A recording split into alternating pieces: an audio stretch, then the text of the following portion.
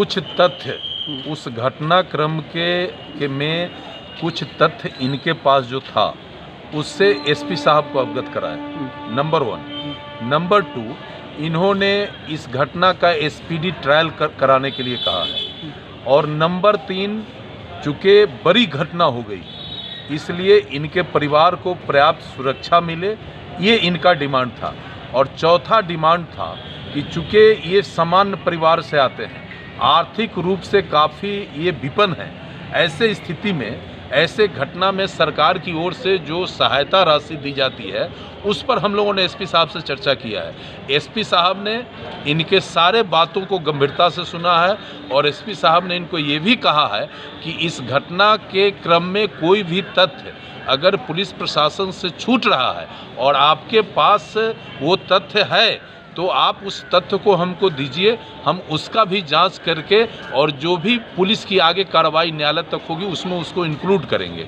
दूसरी बात, इन्होंने सुरक्षा की जो बात कही है एसपी साहब ने इसको गंभीरता से लिया है। 4 लोग इनके परिवार और इनके समाज की सुरक्षा में हैं, बाकी उसके हटते ही इंडिविजुअल सुरक्षा की इनका व्यवस्था होगा। और कुल मिलाकर एसपी साहब ने ये भरोसा दिलाया है कि इस घटना में जो भी दोषी हैं और उनको किसी कीमत पर बख्शा नहीं जाएगा, ये उन्होंने कहा है। लेकिन अभी मामला रनिंग में है।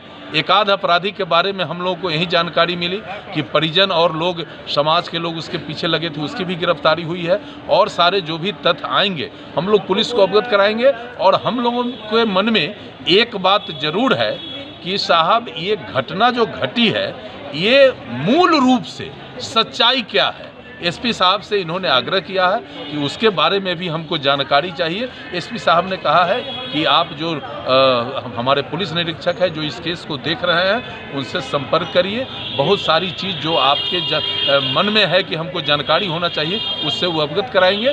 कुल मिलाकर एसपी का और यहाँ के पुलिस का रुख जो है सकारात्मक है। हम लोगों ने ये भी कहा है कि वो इलाका नो मैंस लैंड इलाका है, उधर से समस्तीपुर है, इधर से वैशाली है और बीच के जगहों पर काफ़ी गैप है, पुलिसिंग बहुत कम होता है। और आजकल का जो एक फैशन है वो फैशन का वो एक नो मैंस लैंड एक स्थान बन गया है सुरक्षित, जहाँ की गलत काम होते हैं, तो उसके बारे में भी बताया गया है। और कुल मिला के पुलिस को हम लोगों ने कहा है कि आप इसको स्पीडी ट्रायल करके इस केस में जो भी अपराधी इन्वॉल्व हैं उनको तुरंत सज़ा करावें और परिवार का सुरक्षा हो। आपने जहां तक कहा है कि पब्लिक के आक्रोश को पुलिस द्वारा अफरा तफरी में घटना के बारे में प्रेस स्टेटमेंट देकर दबाने का काम किया है, देखिए हम लोग जो हैं दबने वाले चीज़ नहीं है। हम लोग का जो सोसाइटी है वो संघर्ष करके, चाहे ज़मीन से संघर्ष करके उपज करना हो तब, चाहे सड़क पर लड़ना हो तब, चाहे कानून से लड़ना हो तब, हम लोग संघर्ष को अपना एक बड़ा हथियार मानते हैं। इसी क्रम में हमारे समाज के हाजीपुर सिविल कोर्ट के एक वरीय अधिवक्ता रामनाथ शर्मा जी ने कहा है कि हम अपने बेटी का जो मुकदमा है न्यायालय में उसको निस्वार्थ लड़ेंगे।